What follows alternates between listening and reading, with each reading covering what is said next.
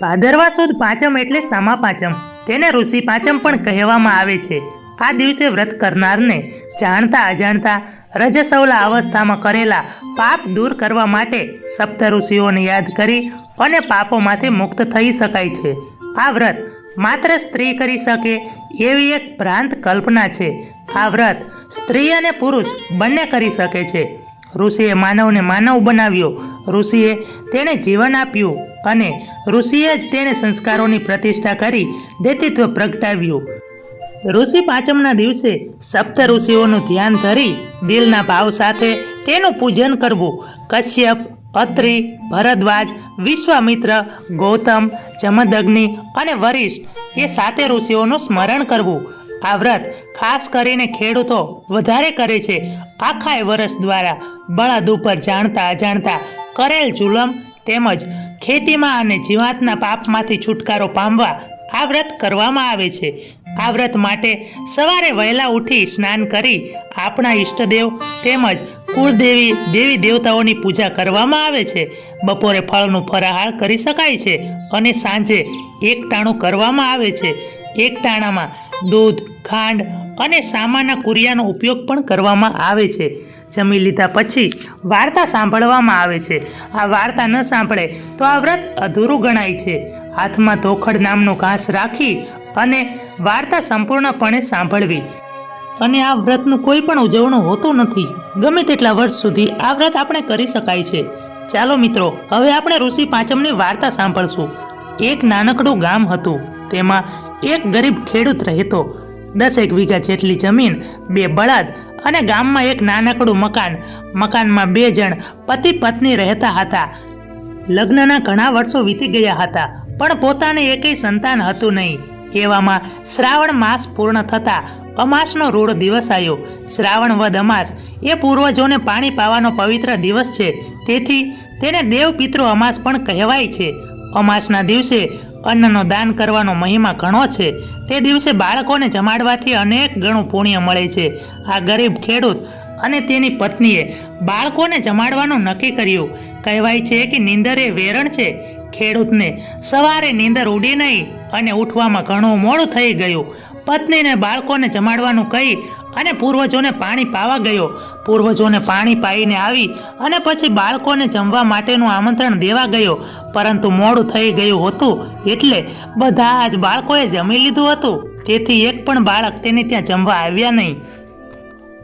આથી ખેડૂત નિરાશ થયો અને પાછા વળતી વખતે તેને તેના જ ગામના ગોર મહારાજ મળ્યા અને મહારાજે પૂછ્યું, ભાઈ, આટલા બધા કેમ નિરાશ છો? ખેડૂતે બનેલી બધી વાત ગોર મહારાજને કહી સંભળાવી. ગોર મહારાજે ખેડૂતને આશ્વાસન આપતા કહ્યું, ભાઈ, અમાસના બાળકો ન જમાડી શકાયા તો કાંઈ વાંધો નહીં, પણ હું જે કહું ને એ તું શાંતિથી સાંભળ. હવે પછી ભાદરવો મહિનો શરૂ થાય છે. ભાદરવા માસની સુદ પાંચમ એટલે ઋષિ પાંચમ. ભાદરવા સુદ પાંચમના દિવસે વ્રત કરવાથી તેનું ઘણું સારું પુણ્ય મળે છે. આ વ્રત પાપને નાશ કરનારું છે, સંતાન આપનારું છે, તેમજ વૈભવ અને કીર્તિ આપનારું છે. તે દિવસે બાળકોને જમાડવાથી અનેક ગણું પુણ્ય મળે છે. વળી સાંભળ, 4 બાળકને જમાડવા જેટલું પુણ્ય મળે એટલું એક ભાણેજને જમાડવાથી મળે છે, અને 4 ભાણેજને જમાડવાથી જેટલું પુણ્ય મળે તેટલું પુણ્ય એક બ્રાહ્મણ જમાડવાથી મળે છે. ગોર મહારાજની વાત સાંભળી અને ખેડૂતનું મન ઘણું હળવું થયું. હવે પછી ઋષિ પાંચમનું વ્રત કરવું અને બાળકોને જમાડવાનો નિર્ણય લે છે. આમ ઋષિ પાંચમનો દિવસ આવ્યો. આજે ગોર મહારાજના કહેવા પ્રમાણે વ્રત લીધું. પત્નીને બાળકો માટે જમવાનું બનાવવાનું કહી અને બાળકોને આમંત્રણ દેવા ગયો. આ દિવસે બીજા ઘરે કોઈ જમવાનું નહોતું એટલે તેને ત્યાં બધા બાળકો જમવા આવ્યા. આમ ખેડૂતને ખૂબ જ પુણ્ય મળ્યું. હવે દર વર્ષે ખેડૂતને ભાદરવા માસની સુદ પાંચમ એટલે કે ઋષિ પાંચમના દિવસે બાળકોને જમાડે છે. આમ ખેડૂતના પુણ્યના પ્રતાપથી ખેડૂતને ખેતીમાં વધુમાં વધુ ઉપજ આવવા લાગી. આમ કરતાં થોડા વર્ષોમાં જ ખેડૂત એક મોટો ખેડૂ બની ગયો. ઈશ્વરની કૃપાથી તેને ત્યાં એક પુત્રનો જન્મ થયો. ઘર આંગણે 8-10 જેટલી ભેંસો બંધાઈ, સારું એવું મકાન બનાવ્યું. આમ વ્રતના પ્રતાપે ખેડૂત સુખીથી રહેવા લાગ્યો. ઘણા વર્ષો બાદ ખેડૂતને પુત્ર પણ યુવાન થઈ ગયો. બાજુના એક ગામમાં તેના લગ્ન કર્યા વહુનું આણું તેડું નહોતું એટલે દીકરાની વહુ પિયરમાં એટલે કે તેને પિતાની ત્યાં જ રહે છે. આ સમયમાં એક એવી ઘટના બની. ઋષિ પાંચમનો દિવસ આવ્યો. ખેડૂતને આજે વ્રત છે એટલે પોતાની ભેંસોને વહેલી સવારે ચારીને હાલ્યો આવે છે. તેની પાછળ કાશીના ભણેલા 4 વિદ્વાન બ્રાહ્મણ હાલ્યા આવે છે. પોતાની પાછળ આવતા આ બ્રાહ્મણો અંદરો અંદર ગુપસુપ કરતા આવે છે અને વાત જાણે એમ છે કે જુઓ પેલી ભેંસો કેવી હષ્ટપુષ્ટ છે. તો બીજો કહે બધી એક ભેંસની જ હશે. ત્રીજો કહે આમાંથી 2-4 દૂધણી પણ લાગે છે. અને ચોથો જરા ઉગ્ર સ્વભાવવાળો હતો. એ કહે અરે પારકી પંચાયત છોડો, આપણને એના ઘી દૂધ ક્યાં મળવાના છે. આ ચારેય બ્રાહ્મણની વાત પેલો ખેડૂત સાંભળે છે. તેને ગોર મહારાજે કહેલી વાત યાદ આવી કે બ્રાહ્મણને જમાડવાથી ઘણો વધારે પુણ્ય મળે છે. આજે ઋષિ પાંચમ છે અને બ્રાહ્મણ પણ છે, તેથી બ્રાહ્મણને જમાડવાનું નક્કી કર્યું. ગામના ચોરે બ્રાહ્મણને ઉતારો આપી પોતે ઘરે ગયો. પત્નીને બ્રાહ્મણોને જમવાની વાત કરી. પત્ની ઋતુ ધર્મમાં હતી. તેણે એ પોતાના પતિને વાત કરી નહીં. તેણે બ્રાહ્મણને જમાડવાની સંપત્તિ આપી. ખેડૂતે ગામને ચોરે જઈ અને બ્રાહ્મણને જમાડવાનું આમંત્રણ આપે છે. બ્રાહ્મણો ચારેય જમવા માટે આવ્યા. આ બ્રાહ્મણમાંથી એક બ્રાહ્મણ રસોઈ શુદ્ધ છે કે કેમ એની ખાતરી કરવા માટે પાણીની અંજળી ભરી અને તેને રસોઈ અશુદ્ધ છે એવી ખાતરી થઈ. આથી ચારેય બ્રાહ્મણ જમ્યા વિના ઊભા થઈ ગયા અને તેણે ખેડૂતને ઠપકો આપ્યો, તું બળદ જેવો છે, તને કાંઈ ખબર પડતી નથી. તું 6 માસની અંદર મૃત્યુ પામીશ અને બીજા જન્મમાં બળદ થઈશ. આવો શ્રાપ આપ્યો અને ખેડૂતની પત્નીને પણ શ્રાપ આપ્યો કે તું 6 માસની અંદર મૃત્યુ પામીશ અને તું કૂતરી બનીશ. આમ બ્રાહ્મણ શ્રાપ આપી અને ચાલ્યા ગયા. ખેડૂત અને તેની પત્ની 6 માસની અંદર મૃત્યુ પામ્યા. ખેડૂતના દીકરાને માતા પિતાના મૃત્યુથી ખૂબ જ દુઃખ થયું અને હવે ઘરમાં પોતે એકલો પડી ગયો. રસોઈ બનાવવાની અને કપડાં ધોવાની ભારે મથામણ થવા લાગી. પછી એ પોતાને સસરાને ત્યાં જઈ તેની પત્નીને તેડી આવ્યો અને તેના પિતા શ્રાપને કારણે તેના જ ઘરે ગાયના વાછડા તરીકે અવતર્યા અને તેની માતા પણ પોતાની શેરીની કૂતરીના પેટે ગલુડિયું થઈને અવતરી. આ ખેડૂતના દીકરાને તેના પિતાની જેમ ઋષિ પાંચમનું વ્રત કરવાનું અને બાળકોને જમાડવાનું પોતાના પિતાની જેમ જાળવી રાખ્યું. આમ કરતા 4-5 વર્ષો વીતી ગયા. ખેડૂત જે પોતાના ઘરે બળદ બનીને આવ્યો હતો એ ખેતરમાં સારું એવું કામ આપતો અને જે કૂતરી ખેડૂતની પત્ની હતી એ વાડાની ચોકી કરતી. એવામાં ભાદરવા માસની સુદ પાંચમ આવી. દર વર્ષની જેમ ખેડૂતના પુત્રએ અને તેની પત્નીએ ઋષિ પાંચમનું વ્રત લીધું. આજે બાળકોને જમાડવાના હતા એટલે બળદને પોરો હતો એટલે કે ખેતી કામમાં ચલાવવાના ન હતા. એવામાં પોતાના ગામનો કાંચી આવ્યો અને કહ્યું, ભાઈ મારો બળદ માંદો થઈ ગયો છે, મારે ઘાણી ઘણી બધી કાઢવાની બાકી છે. તમારે આજે બળદ ન હાંકવાના હોય તો તેમાંથી મને એક બળદ આપો. આમ ખેડૂતના પુત્રએ તેને બળદ લઈ જવા કહ્યું. આમ જે ખેડૂત બળદ બન્યો હતો એ બળદે કાંચી લઈ ગયો. ખેડૂતના દીકરાને આજે બાળકોને જમાડવાના છે, તેથી તેની પત્નીને રસોઈ બનાવવાનું કહ્યું અને એ બાળકોને આમંત્રણ આપવા ગયો.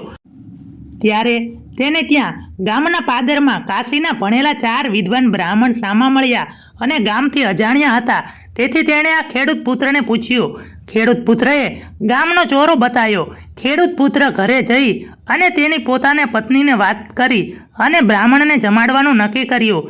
સાથે તેના માતા પિતાએ બ્રાહ્મણને અશુદ્ધ ભોજન જમાડ્યું હતું તેની પણ વાત કરી. તેથી તેની પત્નીએ બ્રાહ્મણને જમાડવાની સંમતિ આપી. ખેડૂતનો પુત્ર બ્રાહ્મણને લેવા ગયો. અહીં તેની પત્નીએ ભેંસનો શુદ્ધ ઘી નાખી અને સરસ મજાની લાપસી બનાવી. ખેડૂત પુત્રને બ્રાહ્મણને ઘરે લાવવામાં થોડી વાર લાગી. તેની પત્ની બ્રાહ્મણ માટે શુદ્ધ પાણી ભરવા ગામને પાદરે ગઈ. રસોઈ ઠંડી ન પડી જાય તે માટે ચૂલા ઉપર જ ખુલ્લી રાખીને અને રસોમાં શુદ્ધ ઘી નાખેલું હતું, તેથી મધુર સુગંધ તેની આખા ઘરમાં પ્રસરતી હતી. તેના આંગણામાં પેલી કૂતરી જે ખેડૂતની પત્ની પહેલા જન્મમાં હતી તે કૂતરી આ ઘરનું રખોલું કરતી બેઠી હતી. રસોઈના સુગંધથી એક મોટો સાપ ત્યાં ચૂલા પાસે આવ્યો અને તેને શુદ્ધ ઘીની વાસ લેવા લાગ્યો. તેના મોંમાંથી પેલું ઝેર રસોઈમાં પડી ગયું આ બધું પેલી કૂતરી જોતી જોતી બેઠી હતી. તેણે વિચારાયો કે આ રસોઈ આજે પેલા બ્રાહ્મણ જમવાના છે. જો આ બ્રાહ્મણ જમશે તો તેને જાણ થશે અને પછી તે પણ મારી વહુ અને દીકરાને શ્રાપ આપશે. તેથી તેણે તેના દીકરાની વહુ આવી ત્યારે તેણે જાણી જોઈને એ સુખડી અને લાપસીને એઠી કરી નાખી અને તે પેલા ખેડૂતની પત્ની જુએ એમ લાપસીના તપેલા પાસે બેઠી અને રસોઈ ખાવી ન હતી, પણ એ રસોઈ દેખતા એઠી કરી નાખું તો બ્રાહ્મણને તે શ્રાપ ન આપે અને તેમાંથી તે બચી જાય. આવી રીતે તેણે એઠી કરી નાખી. આ જોઈ ખેડૂતની પત્ની ક્રોધ આવ્યો અને તેણે સાંભેલું લઈ કૂતરીને જોરદાર માર માર્યો અને તેને ઢસડીને લઈ વાડામાં જઈને નાખી આવી. ખેડૂતનો પુત્ર બ્રાહ્મણને તેડીને આવ્યો. તેને ઘણી વાર લાગી હતી એટલે તેની પત્નીએ બીજી રસોઈ તૈયાર કરી નાખી હતી અને આમ બ્રાહ્મણ જમવા બેઠા. તેમણે તપાસ કરી રસોઈ શુદ્ધ છે કે નહીં. બ્રાહ્મણે શાંતિથી પછી જમ્યા. રસોઈ શુદ્ધ હતી. આમ તેમણે ઘણા આશીર્વાદ આપ્યા. ત્યારે પેલા વાડામાંથી થોડો અવાજ આવતો હતો. પેલા ઘાંચીને ત્યાં બળદ ગયો હતો. તે આખો દિવસ તે થાકીને લોથપોથ થઈને તે મૂકી ગયો અને કૂતરીને પણ માથામાં જોરદાર માર માર્યો. તેથી તે પણ બેભાન અવસ્થામાં કણસતી હતી. આ બંનેનો વાર્તાલાપ પેલા ખેડૂત પુત્રો સાંભળવા લાગ્યા. કૂતરી બળદને એમ કહે છે કે આજે તો તું ઘાંચીને ત્યાં ગયો હતો, તેથી તને સારો ઘાણીએ તને ખોળનો કટકો મળ્યો હશે, તું તો ધરાઈ ગયો હશે. બળદ કૂતરીને કહેવા લાગ્યો, અરે માગ્યાને પોરો થોડો હોય, ઘાંચીએ તો મને પાણી નથી પાયું, મરી જાય એવી તરસ લાગી છે. બળદ કૂતરીને કહેવા લાગ્યો, આજે તો વહુએ બ્રાહ્મણ જમાડ્યા એટલે તને સારો એઠવાડ મળ્યો હશે અને તું ખાઈને ધરાઈ ગઈ હશું, સાચો ને? ત્યારે કૂતરી કહેવા લાગી કે અરે આજે તો મને વહુએ ઢોર માર માર્યો છે, મને પણ મૃત્યુ આવે એવા ચક્કર આવે છે. આમ આ વાર્તાલાપ પેલો ખેડૂતનો પુત્ર અને પત્ની સાંભળતા હતા. ત્યારે તેમણે દયા આવી અને ત્યારે તેને પાણી મૂક્યું બળદને અને કૂતરીને પણ તેને જમવાનું નાખ્યું. પણ હવે તો તેમના કર્મના ફળ પ્રમાણે તેમને મુક્તિ મળી ગઈ. બળદનું ત્યારે જ મૃત્યુ થયું અને કૂતરી પણ મરી ગઈ. આ દિવસથી પછી ખેડૂત લોકોએ નક્કી કર્યું કે ઋષિ પાંચમના દિવસે બળદને હાંકવા નહીં અને કોઈ કૂતરાને મારવું નહીં. મિત્રો, વિડીયો પસંદ આવ્યો હોય તો વિડીયોને લાઇક કરી અને ચેનલને સબસ્ક્રાઈબ કરવાનું ભૂલશો નહીં.